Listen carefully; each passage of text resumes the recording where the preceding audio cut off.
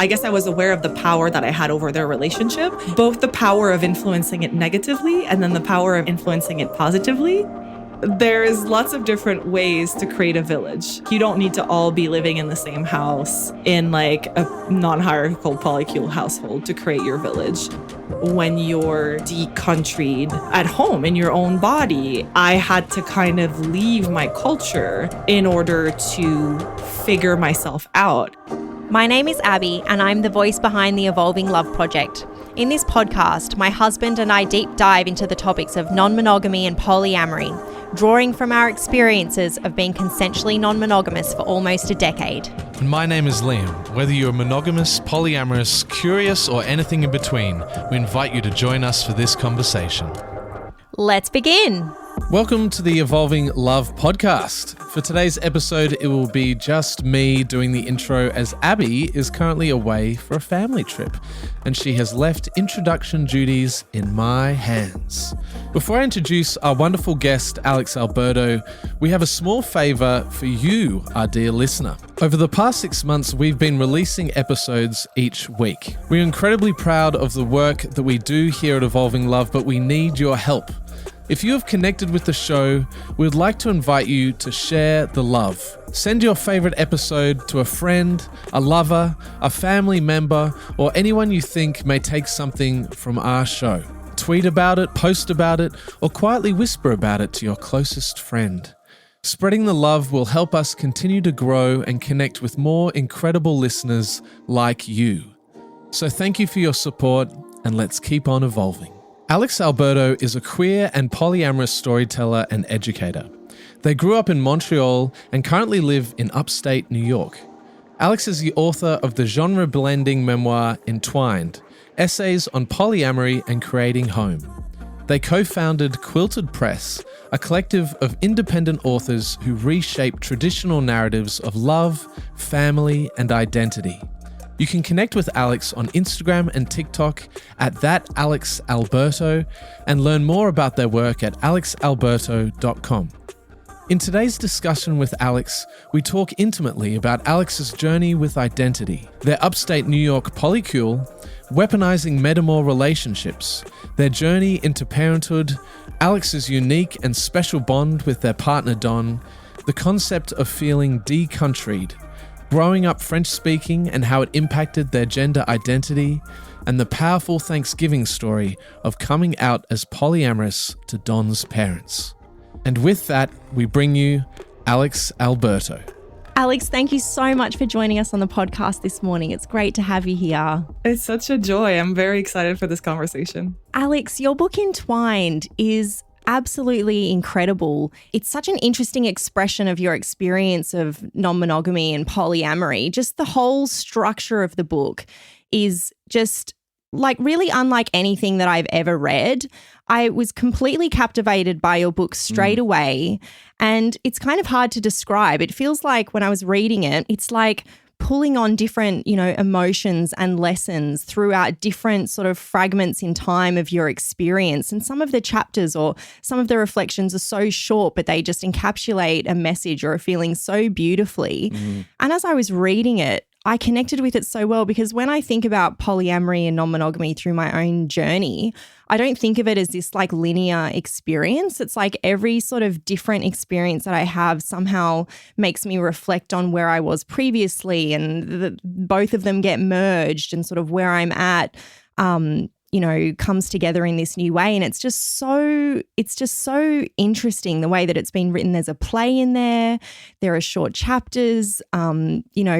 Chapters are being broken down into subheadings. It's just so interesting. And Alex, I just wanted to know, how did you decide to write a book in such a unique way? I'm really glad you connected with it. And I think part of why I wrote it this way is because I feel the same as you've just described, which is nothing is really linear. And I never really wanted to tell the story in a traditional memoir format with kind of chapter after chapter, beginning to end. Yeah, I guess I do make a lot of connections between different relationships, different aspects, and I wanted to look across time, essentially, like in that one essay, From Beginner to Seasoned Polyamorous, where it's kind of just a list of different things that have changed between beginner, intermediate, and seasoned, small or big. But if I hadn't had this idea of a form, I don't think I would have been able to reflect on those things in the same way. Like if I had just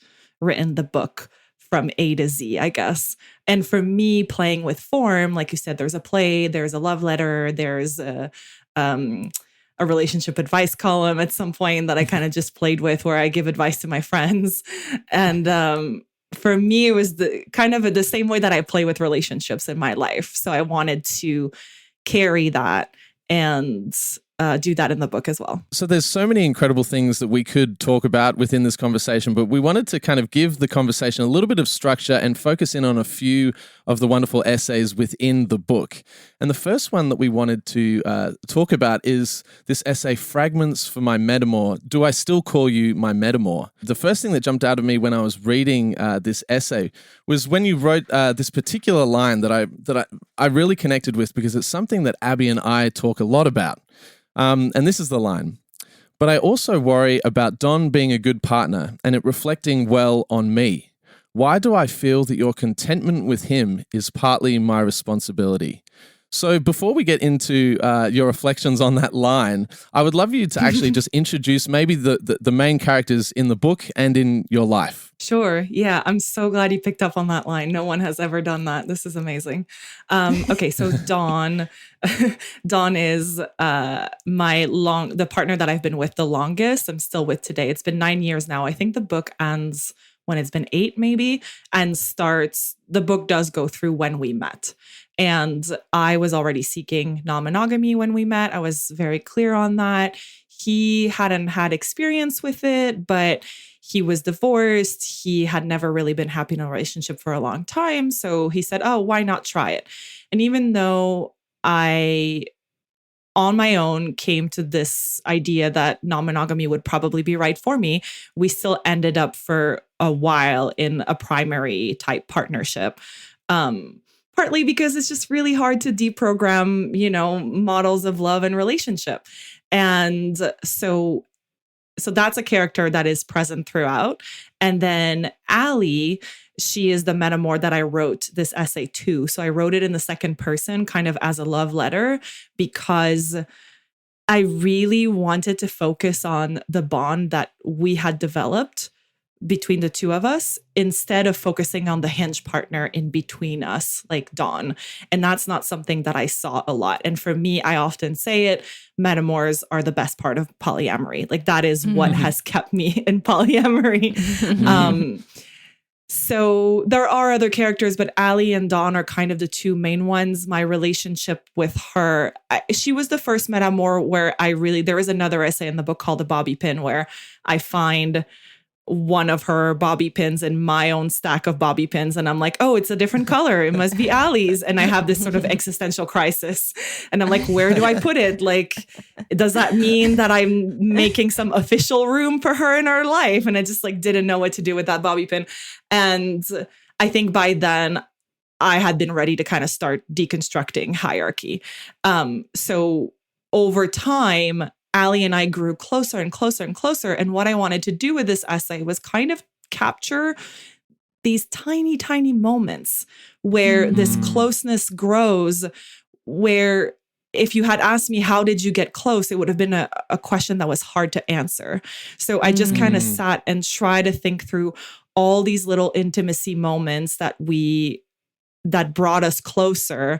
And a lot of them are hard to categorize. It's because it's a very unique kind of relationship. And that's what this essay does. So when you write about the kind of relationship between Don and Allie and how it reflects on you, So Abby and I have spoken about this before, because often I'll be going out on a date and Abby's kind of concerned with how well I'm treating the date, because it's a reflection on Abby. Well, you're such a gentleman. I know you're a wonderful date, but I'm like, you have you made a booking? You have to be there early. Yep. Obviously, don't make her feel uncomfortable, but I'd love for you to pay for the date, all these things, Yeah, it's this never-ending stream of just making sure that, everything is perfectly placed. And I think because, we have been together for a long time, it's like, there's definitely some sort of weird hierarchy thing in there, or it's like, you are this person that I've helped like cultivate or something over all these years. Like, I don't know. I think I was very aware of the hierarchy. And I was now at a place where I wanted to actively work on that being less the case. So part of it, I guess I was aware of the power that I had over their relationship. And therefore, both the power of influencing it negatively and then the power of influencing it positively. But then there's just this feeling when you've been with someone for a long time, like you said, Abby, I think it's almost, we don't see this situation enough because it's not represented, but kind of like a parent who wants to be proud of their child, like this is another social situation that is more common in which people are just like, oh, like I want to be proud of you. I want you to reflect well on me. And that was just when I realized that some of that was happening, it was such a unique feeling that it's like, in a way, I wanted to be able to help and at the same time was aware that it's none of my business.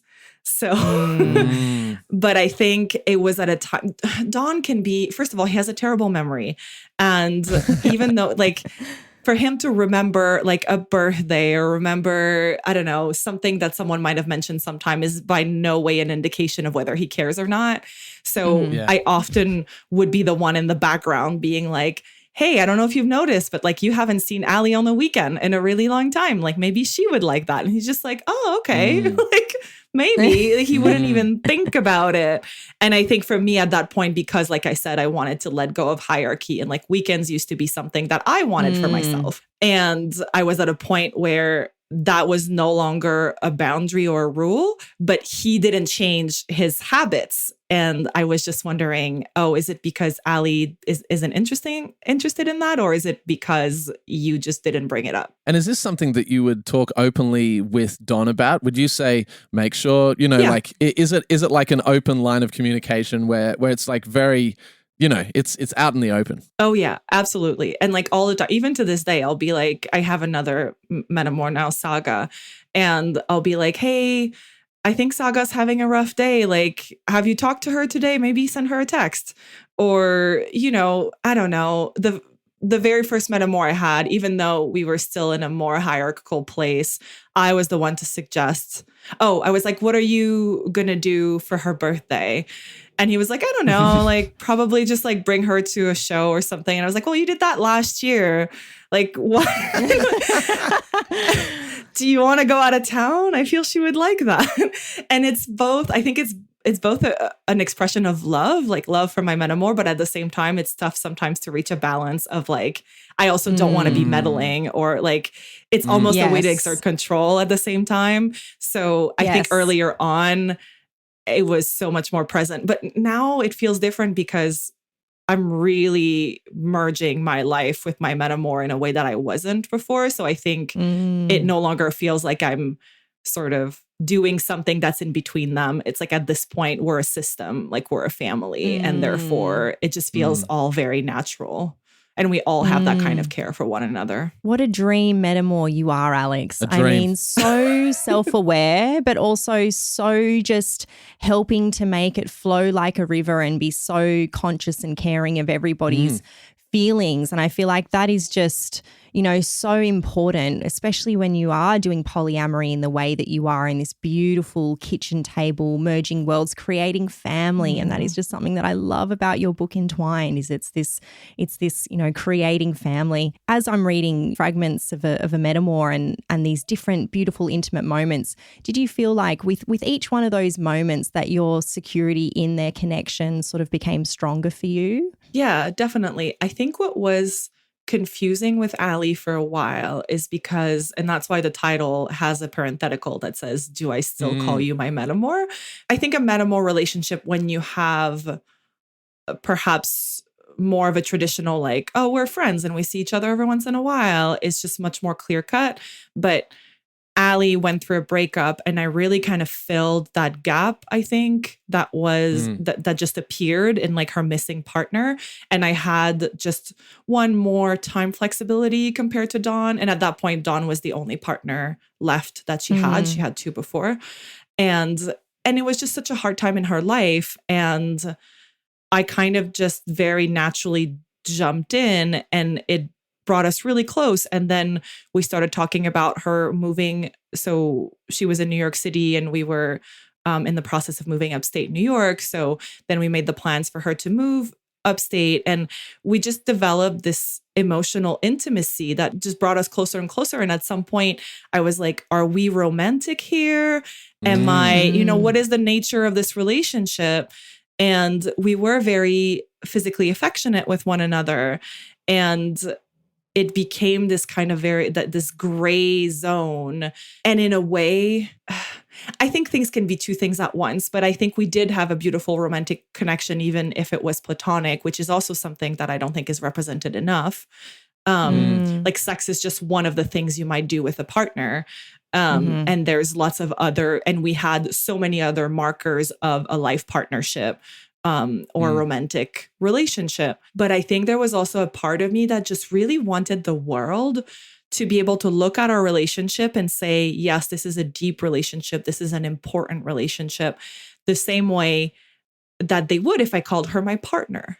And there's just something that even within non-monogamous circles, sometimes people still think of the metamour relationship as something that is kind of secondary or on the side, or like something that hopefully you learn to manage and to, not pull your hair out and not be jealous.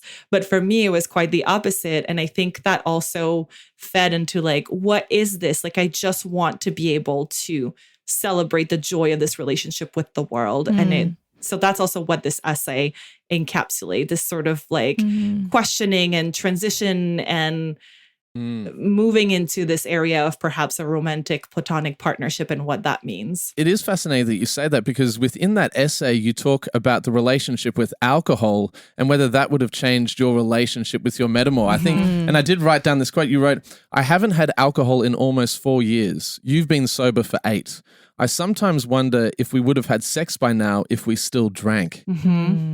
Yeah, I think it's funny because I didn't want it to sound as like we would be doing something we don't actually want to do if we drank. But I do think, I mean, I don't know, I haven't, now it's been even longer that I haven't had a drink. So, but I do feel like sometimes drinking actually perhaps just loosens up some of the relational boundaries that like you're kind of stuck in. Like if you're, and part, like we're both queer and we both were like, oh, I really miss having a queer partner. And I was like, here we are, like sitting with one another and like clearly like committing to one another.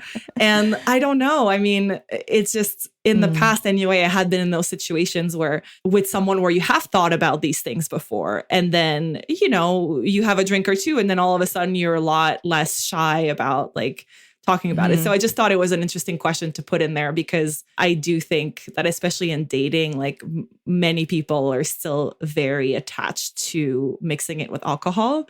And it was kind of the first time that I was building a new bond with someone without drinking alcohol. So it was also new for me. I really loved that you wrote that. I am just over 1 year alcohol free as well myself. Congrats. And I've really noticed a difference. Thank you. I've really noticed a difference in my approach to non-monogamy and polyamory, and just sort of like the big impact, like the change that it does have on my life and, my social life as well. And I'm at that stage now where I am, cultivating a new connection, and it's like totally an alcohol-free space as well. And I don't even think he doesn't drink when we're together as well. So yeah, it's an interesting thing. So I love that you shared that. Well, it makes everything so intentional. And it's like you were saying, Alex, it's like every move that you make, there's no lubricant that could maybe lead you down a path that you haven't both fully committed to. And then of course it means that those initial maybe sparks don't fly, but if they do end up flying, it's because you've really committed to lighting the match and seeing what happens. That's right. Yeah. That's so interesting. Have either of you ever had this kind of, I don't know, particularly close relationship with a metamour? Yeah, we have. So our non-monogamous journey sort of looks somewhere between open and polyamorous. We did, we have a very similar actually opening up to you when you were writing about SLS. Oh my goodness, we were on SLS. We would have been on SLS at the same time as you probably. So for those people who do not know, amazing. Early on in the book, Alex writes about, it's a bit kind of, what would we say? It's like an outdated website. It's called Swinger Lifestyle. And because there just weren't that many options, for being non-monogamous, and especially when you're figuring out what sort of non-monogamy you want. And we did meet some great people on SLS. In their defense, I don't know if they've updated their website design, but we did manage to meet some great people. For our Australian listeners, it's probably the equivalent of Red Hot Pie in Australia, it's called. What a name for a website, Alex. Yeah, I'll have to check it out.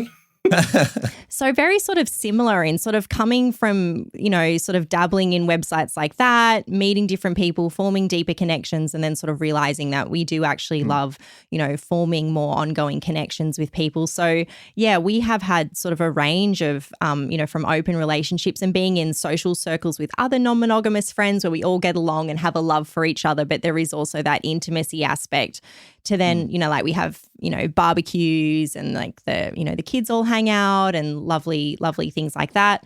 To then also dating like in a more polyamorous sense. But, I will say that we are still like we are in a, we live together, we have our child together, we, finances together, we still have all of those things. And it is we're just not really at a point where we can kind of manage untangling that too much. So, we are in a hierarchical relationship, but over the years we still have. No, I don't want to interrupt. I know there's a lot of judgment at the moment with hierarchies, especially in the online polyamory discourse. I was going to say hierarchy doesn't mean that you cannot build a really deep relationship with a metamour, in my opinion. Absolutely. And I think it's interesting to talk about that. I think the judgment on hierarchy, I don't know. I think some people truly think that hierarchy is wrong, and that's fine. It's their choice. And I even addressed that in my author's note at the beginning of the book, where I'm like, there's no one way to do it. This is just my own story and what I wanted. I do think there are ways to do unethical hierarchy, and for sure. that just like there are ways to do unethical pretty much anything. Like there are ways to do unethical non-hierarchical relationships as well. Totally. So I think as long as like everybody is consenting to that hierarchy, I think it's great. And I think, like I said, even when I was in a more hierarchical place, I did have, and I talk about it in the book a little bit, but Bridget, my first metamour, it wasn't as deep as my bond with Allie, but we did have a really strong bond, and I really loved her. And I was really sad when Dawn and Bridget broke up, Were you able to keep that relationship with Bridget going after the breakup? Yeah, not like as close, I guess, but also like we moved 3 hours away, and there's like other things, but we are still in touch. And if I go down to the city, we have, gone to dinner and things like that. And she's still a person that I love. And well, it's not really a spoiler. Allie is also I like to call it more of a transition in the relationship, but Allie and Dawn are no longer partners, and she and I are no longer metamour / partners / whatever it was that we had, but we are still extremely close. And that's another thing that I like in non-monogamy or polyamory is that breakups don't have to be breakups. They can be transition into a different kind of relationship. I've even seen people transition from a primary to secondary partnership if that's what the needs and the situation called for. That's the beautiful thing about it, is it's like that constant sort of checking in, and hopefully that the love can sort of outrun or overweigh what the structure like needs to be or what you're trying to put it into. It's like can just take its different form. And hearing you talk about the breakups with the metamours, I went through a breakup a couple of years ago, and there was such a loss there because I really connected with his other partner very deeply, and she's such a wonderful woman. And it was just that, even though that relationship dissolved, I still sort of feel like she's my metamour in a way. Like it's just we're always going to have that kind of connection even though we're not really in each other's lives. And I know that Liam has felt that at different times because you get really into your metamour connections. Yeah, you are a dream metamour as well. I'm a dream metamour. and I think it's what you said before. What you said before, Alex, is really interesting because I've never thought about this, but it's that concept of being a dream metamour, but actually whether that is really just a way of controlling a relationship. Because I think back, there's been times certainly in the past where I've probably wanted to be overly familiar or involved with a connection where it's like, oh, I want to hang out with him all the time. Like we're going to go and do this, and we're going to play tennis, and we're going to, do all these fun things.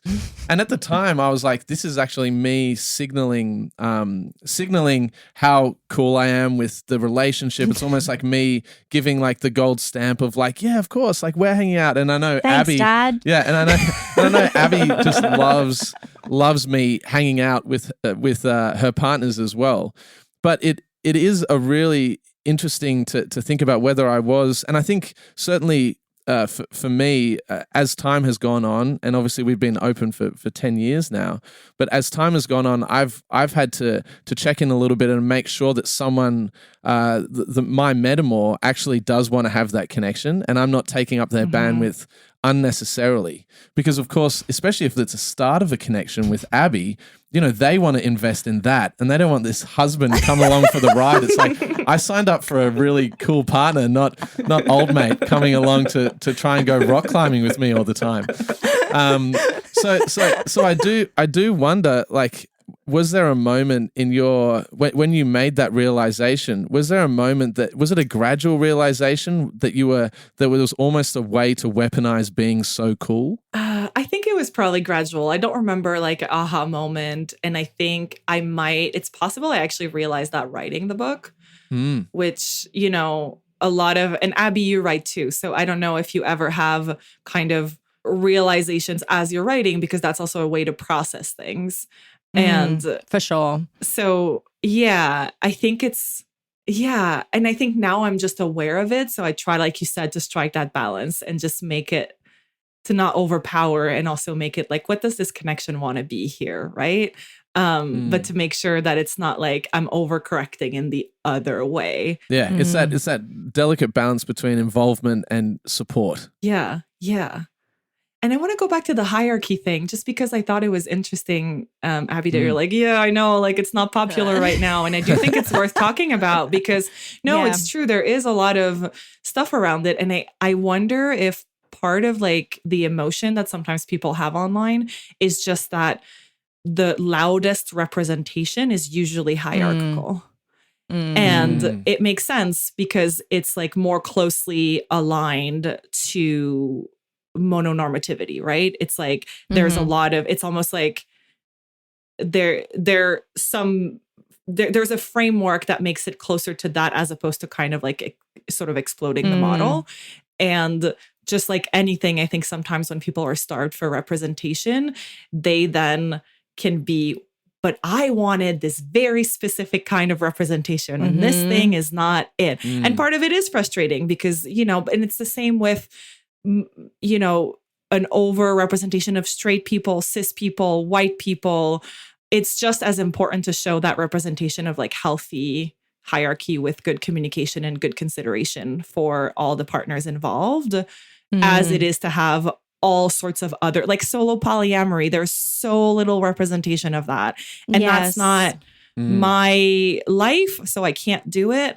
But we need so much more. And I think it also comes down to that. Yeah, it's like, I feel like the hierarchical relationships can feel a little bit more palatable, or cater a little bit to the monogamous masses who are sort of coming to this for the first time. It's like, okay, but as long as you still love your main partner the most and you still have that monogamous looking life with a little, with other connections on the side. But, like that's fine. Right. Yeah, no, that makes complete sense.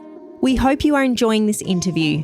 Do you want more Evolving Love and exclusive access to 2 extra full podcast episodes each month and my full writing archive? If so, you can sign up for premium access at evolvingloveproject.substack.com. You can also follow or subscribe and share this episode with someone you care about and help us continue to add more voices to the conversation here at Evolving Love. Scenes from A Polyamorous Coming Out, a play.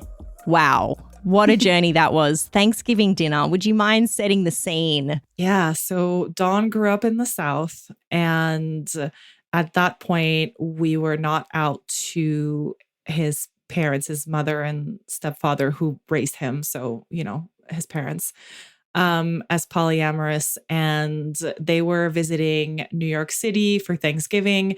And we really wanted Allie to join us for Thanksgiving dinner. And at that point, he'd been with Allie for, I don't remember, it's probably written in the book, at least a couple of years. And my relationship with her had grown. We were really, really close. We were still trying to figure out what our relationship was, but we knew that she was going to be a big part of our life.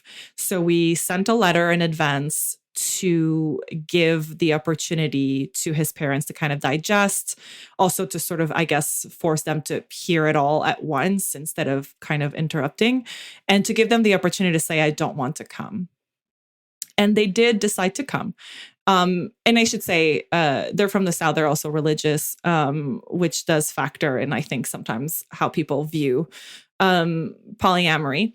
And so then they came over for dinner, and this play in the book is basically just the 5 of us sitting at dinner and kind of just having these conversations where there's a lot of tension that in the unsaid, kind of in like the things that people are not saying, and it's incredibly tense, and then it kind of escalates from there. It's such a great examination of kind of acceptance, I feel like.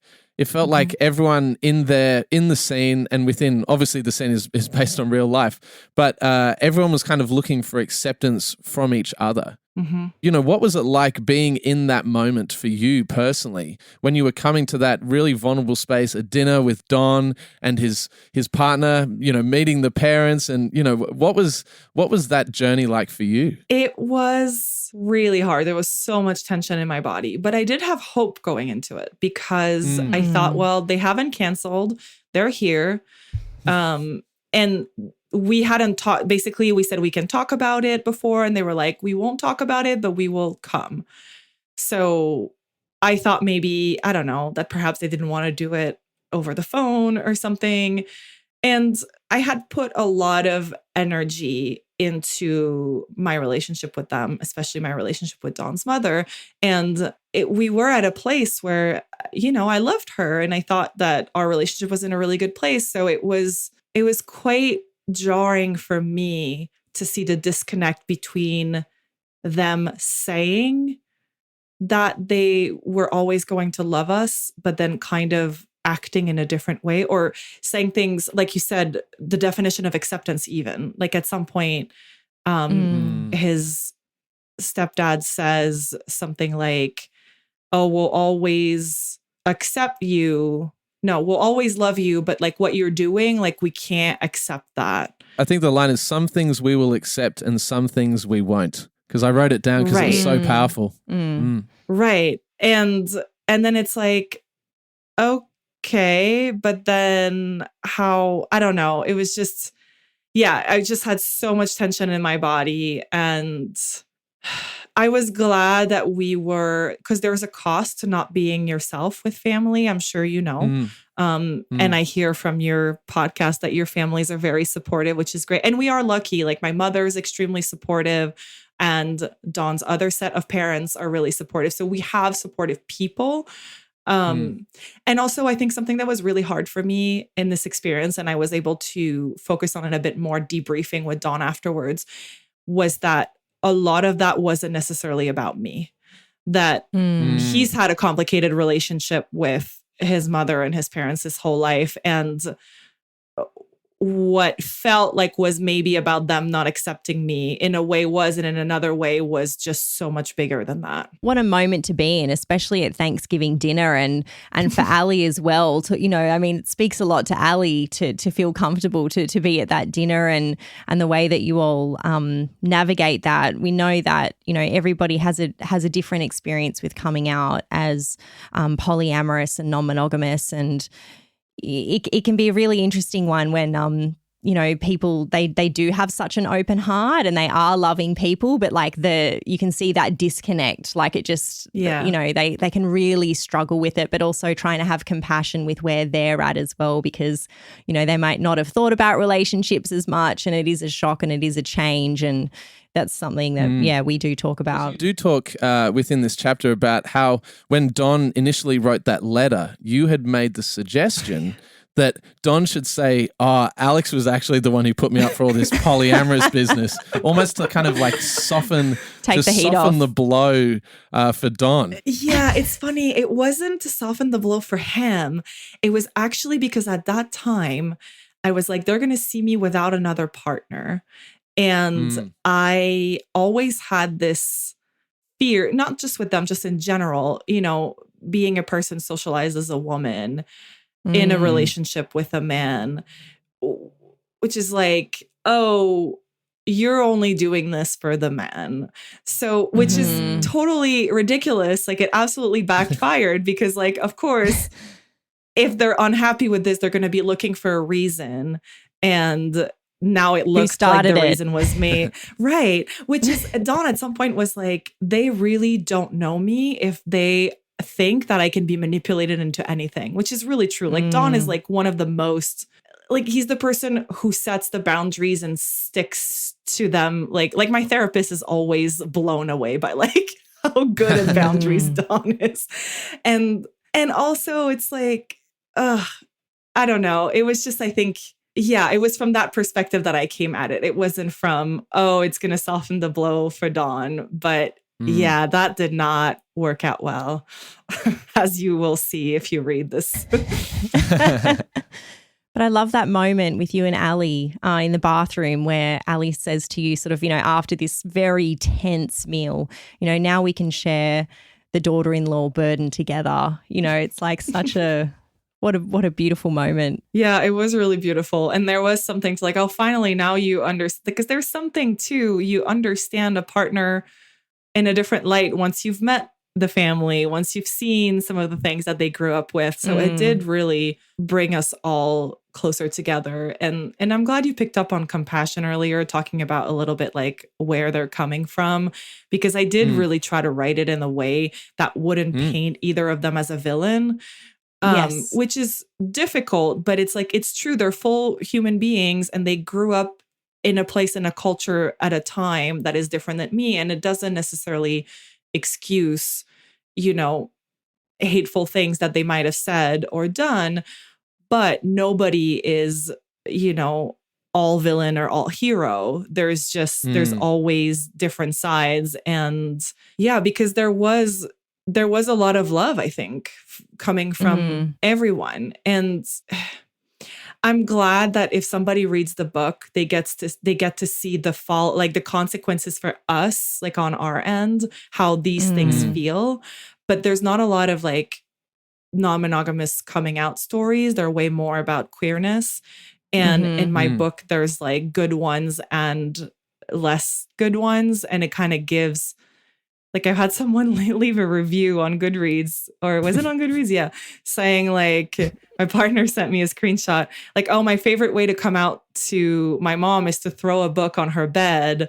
And I did that to like tell her I was gay. So now I'm going to throw this book on her bed. I was like, I love that. Oh, how cool. Wow. What a beautiful compliment to your writing and how much that's connected with someone, but also knowing that your writing will connect with people, you know, beyond themselves. Like the assuredness in something that the story is told so compassionately and beautifully by you that they can present it to their own, you know, with judgment potentially from, you know, someone within their family and go, I feel like this is going to represent me, beautifully. That's what a beautiful compliment. And it is an interesting topic, this idea of coming out as non-monogamous and or as polyamorous. It is something that I've spoken to other polyamorous friends of mine, and we've sort of said, is that okay language to use when we're sharing about being polyamorous? Because coming out is so part of queer identity and history.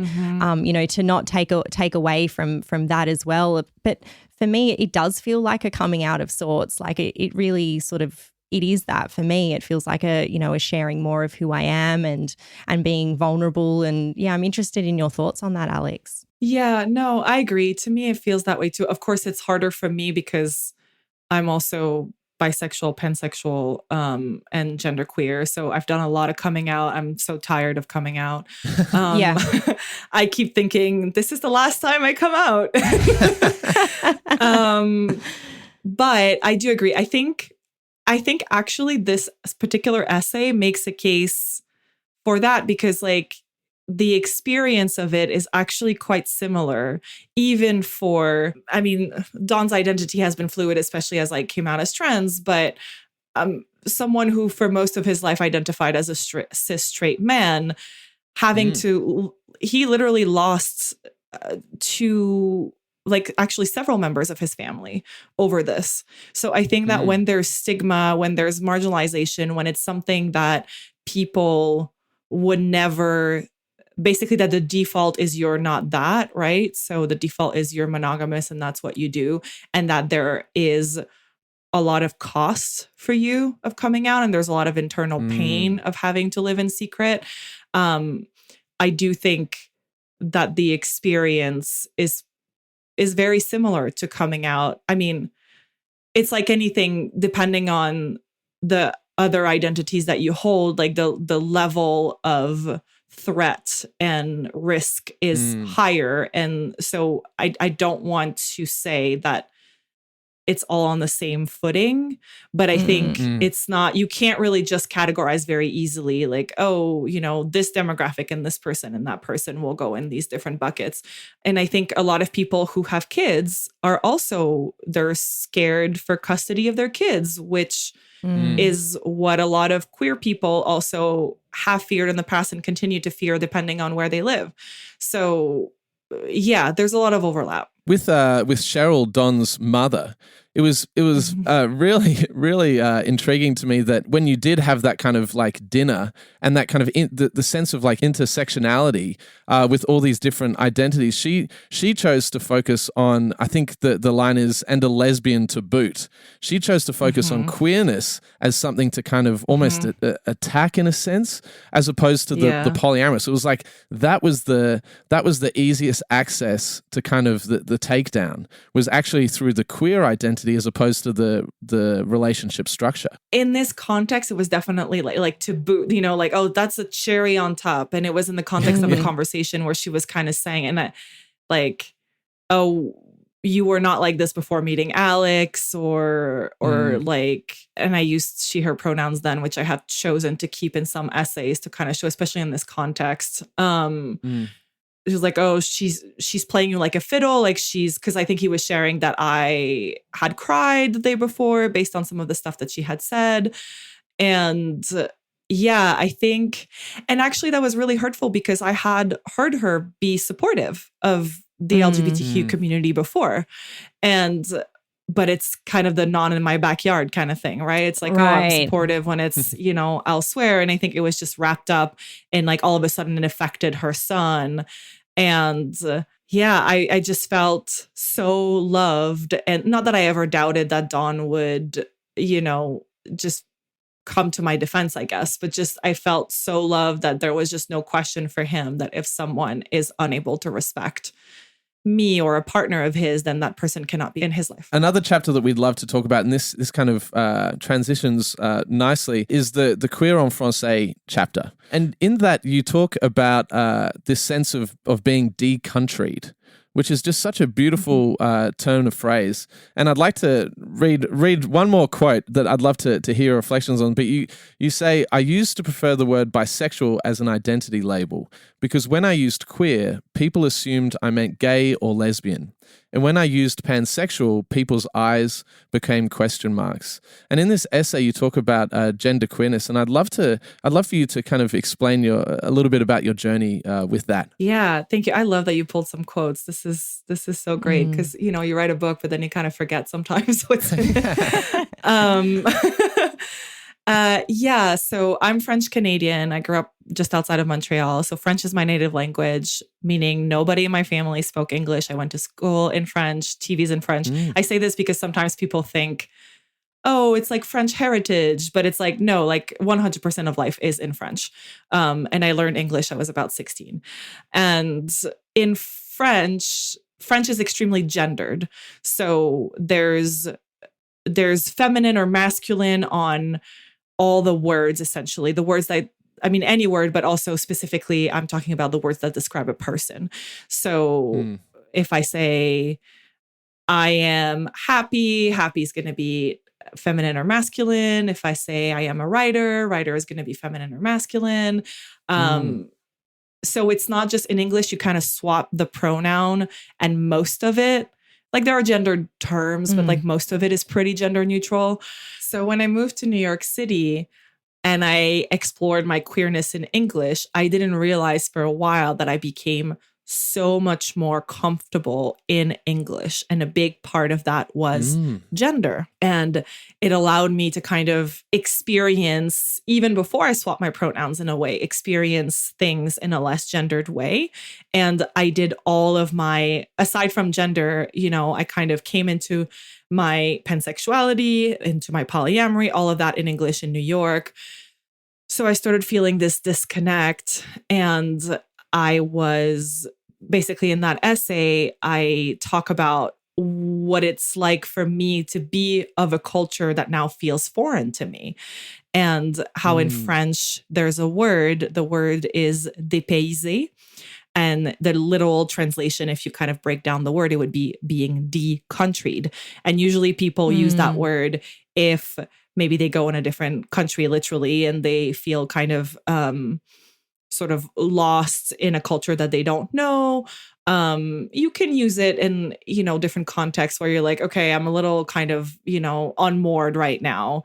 And how for me, that's how I've always felt in my body. That's how I've always felt in the label of like girl and woman. And it's very difficult to understand when you're de-countried at home in your own body. And I had to kind of leave my culture in order to figure myself out.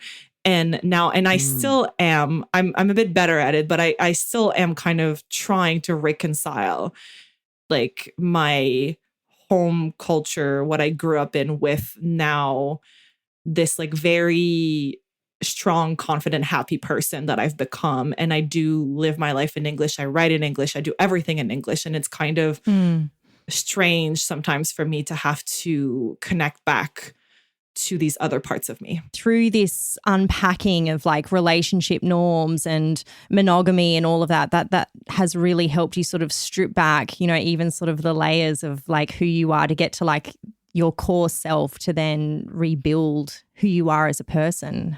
There's been like a correlation between those two things for you? Yeah, absolutely. I think one, just working at the muscle of kind of questioning the boxes and the defaults that you're given. But two, being able to have multiple partners. And I mean, this, different sides of yourselves can come out with different partners. And I mean, I could have done that in serial monogamy, I guess, but there's something to just being able to experience it all at once.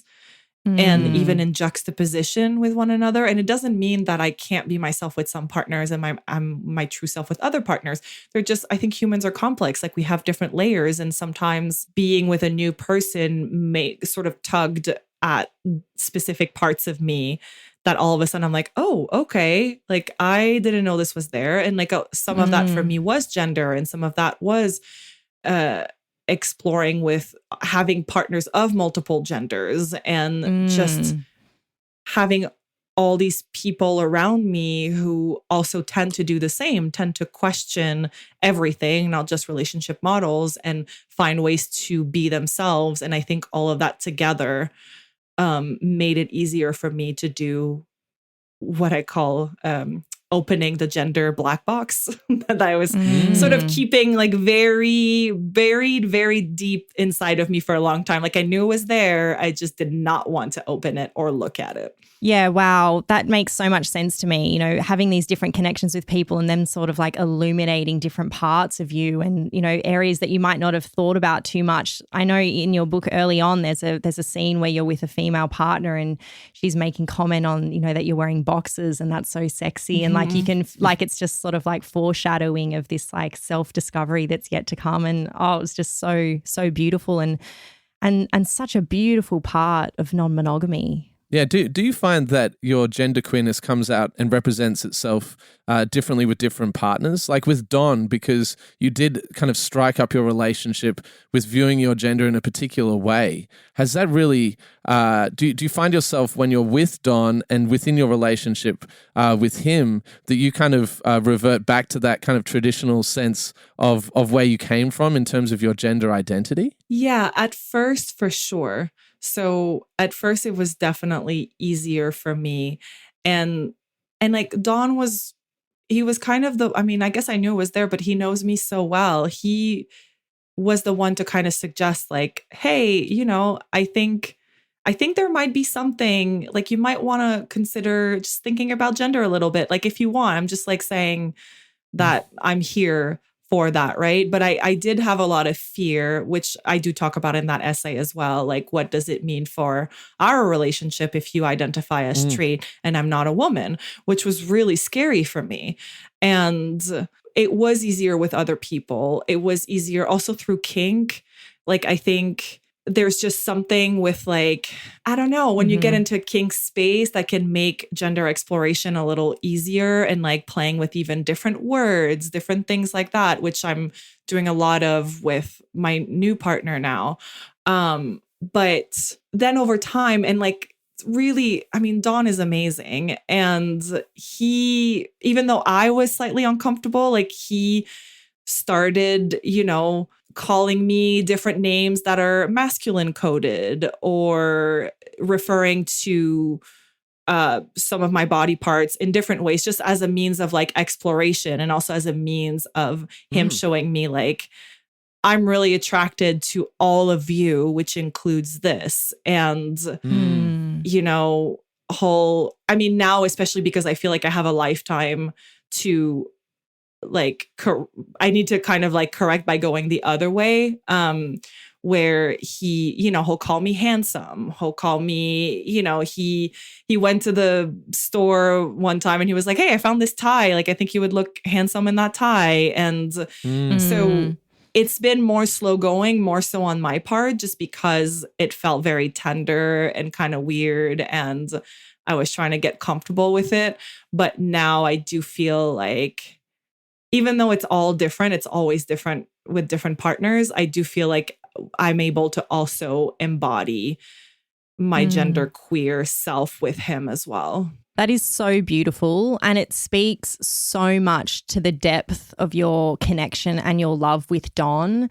You know, especially because I know that this can be such a difficult moment for people in their relationship when there is, you know, a change in this way, and it just speaks so beautifully to him, you know, encouraging you and taking it slowly and like loving you for you, like not loving you for Alex, the woman that he, you know, fell in love with. It's like it just kind of cuts through that, and it's such a deep, beautiful love, and it feels really powerful, especially with him coming from this background of like he is like a cis straight man, you know, that because it's also a transition for him as well, you know, because by now being with you, he is, you know, he's queer. It's amazing. It's so beautiful. It's such a lesson on love. Yeah, definitely. And now we get to experience lots of joys that I didn't think we would experience. Like last weekend, I was taking my new girlfriend. There was like a prom party at my like local dive bar. So it was like just like all, older people just like wanting to do prom. And I was like, oh, I don't know what I'm going to wear. And I went through his closet where he has a lot of like dress shirts and stuff that he used to wear for work and that no longer fit him, but that now fit me because my body has also changed.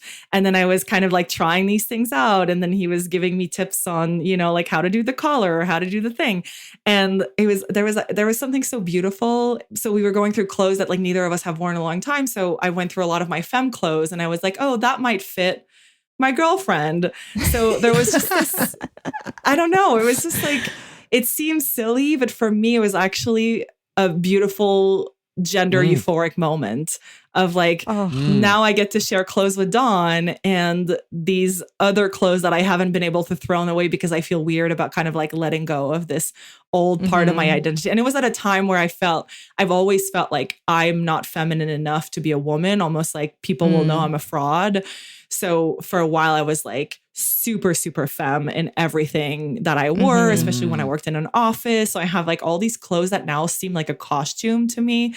But I hadn't been able to get rid of because I don't know, I guess I was still attached to it somehow.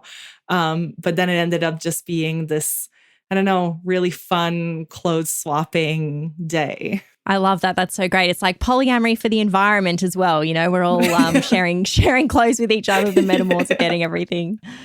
That's such a beautiful story, and it really is so as funny as it is actually beautifully profound as well.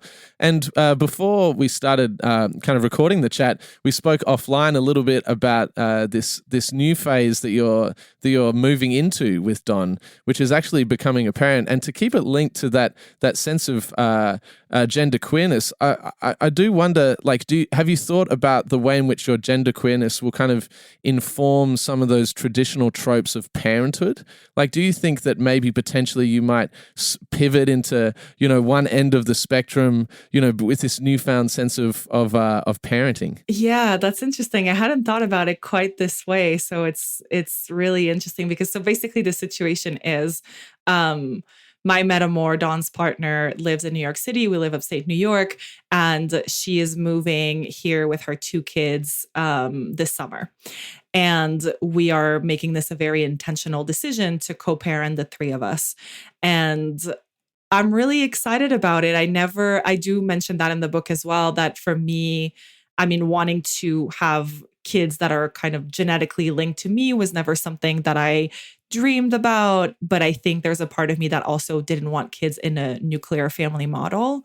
And now that it's presenting itself in this way, and the kids are 5 and 8, I don't know, I'm just very excited about being a different kind of parent, and especially, I don't know, creating a village around the kids. And my girlfriend doesn't live with us right now, but she's very present as well. And we will be having all these we're reading these parenting books and like figuring out what are our philosophies and how we're going to handle everything. And that's very exciting. And she also will have a role in that. I haven't thought about how the tropes of parenting might manifest themselves, but I did think about how much I wish I could have been those kids. Meaning like they will be surrounded by someone. They will see firsthand someone who is trans, someone who has found happiness in being genderqueer, non-binary. They will have, queer relationships around them, different models of love, and just like lots of adults who care about them around them. And that, I think, it will help should they ever question their gender, to just feel like nothing is kind of off limit, like you get to be who you are, and we will make that explicit. But that's the piece that I have reflected on with gender. Wow, that is so beautiful. Do the children know that they're moving into a polyamorous setup? They know that everyone, that there is a relationship happening and that you're also in a relationship with Don. I'm so interested to know about these conversations. So my metamour before meeting Don was already polyamorous. And I think at some point, so she had two partners and, like her kids knew both partners. And then at some point, her daughter was like, wait, because she broke up with one. And her daughter was like, wait, you had two boyfriends? You can't have two boyfriends. And my mother was like, girl, where have you been? And I think, and I listened to your episode that you did with Dr. Chef. I think it was a couple episodes ago, which I thought was brilliant. The way that like all the little suggestions on like how to talk about age appropriateness. So I think they don't necessarily know the word polyamorous. So we haven't like necessarily like drawn, we didn't like do a drawing of our polycule or anything, but they know that like everyone can have multiple partners and they know that we're all family. And, one of them asked Dawn or asked my metamour at some point, like, asked Dawn, like, is mom going to break up with you? And I think it was just a way to ask, is it safe to attach here? Like, are you going to continue being around? And Dawn's response was like, no, she won't break up with me. She might have another boyfriend or girlfriend, but she won't break up with me. And that's all the kid wanted to know. Like, they, in a way, they don't care about really understanding the mechanics of it. They just want to know. And I think Dr. Chef said something like that, like they're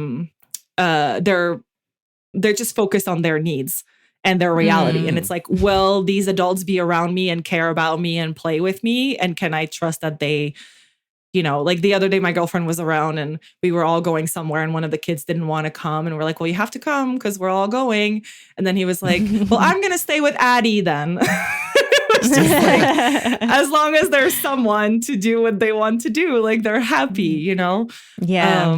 So yeah. And it is kind of redefining where that sense of security comes from, because the traditional mononormativity lens, it's like a sense of security comes from parents being together for 60 years. That's how they show security to their children. But actually, security can be shown in so many different ways. It can be shown through the sense of a child feeling like they are loved and the love will never end. And within a polycule environment or within non-monogamous situations, it's like that is the for me, the most important thing to instill within a child is that the love will never stop. Yeah. And like, having some consistency, I think, is really helpful, which we're trying to be like, even just routines and like knowing like who's going to be around when, so that they know they're not like, oh, wait a minute, where is, this person now?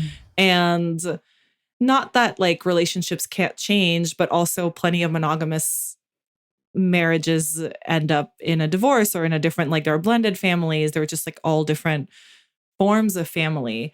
And I gotta say, when there's 3 of us or 4 of us with the kids, I'm like, how do people do this with 1 or 2 parents? So yeah, I really commend you. I think this is great because it's really, it's hard. Definitely takes a village for sure. There's lots of different ways to create a village. Like the same way, like you don't need to all be living in the same house in like a non-hierarchical polycule household to create your village. Like you can create a village with neighbors, with extended family, with friends, with having different play dates, like weekly dinner. I don't know. I think for sure. I think the idea of creating a village around a nuclear family is really what makes a difference. Well, on that note, Alex, we just want to thank you so much, first of all, for writing this incredible book. I really, truly connected with it so deeply. There's so much nuance in it. There's so much discussing acceptance and all these beautiful things. And thank you for sharing this conversation with us. Yeah, it's been a true pleasure. And I'd also like, as a side note, to say, Don sounds like an absolute legend. And if you guys want to come back on together for round 2, we would love to chat with Don. We would love that. He would love that. He would absolutely do it. You can probably have all 3 of us if you want. Amazing. He would love that. That would be great. Thank you so much for doing such a close reading of the book and pulling like such interesting parts of it for your questions. It was really fun. Like as an author, it's kind of a real gift to have someone do that kind of reading for an interview. Well, it's been an absolute joy to have you. Your book is amazing. Everybody needs to go and buy Entwined immediately. I couldn't put it down. And thank you so much for gifting that book to the world, Alex. It's incredible. Thanks for tuning in to the Evolving Love podcast. If you enjoyed today's episode, don't forget to hit the subscribe button and leave a comment on your favorite podcast platform. Your feedback and support fuels our passion, and together we're building a community of curiosity, kindness, and growth. If you would like to show your support and are interested in accessing 2 extra podcast episodes each month, along with access to my exclusive writing, you can become a premium subscriber over at evolvingloveproject.substack.com. Subscribe, comment, and let's keep the conversation going.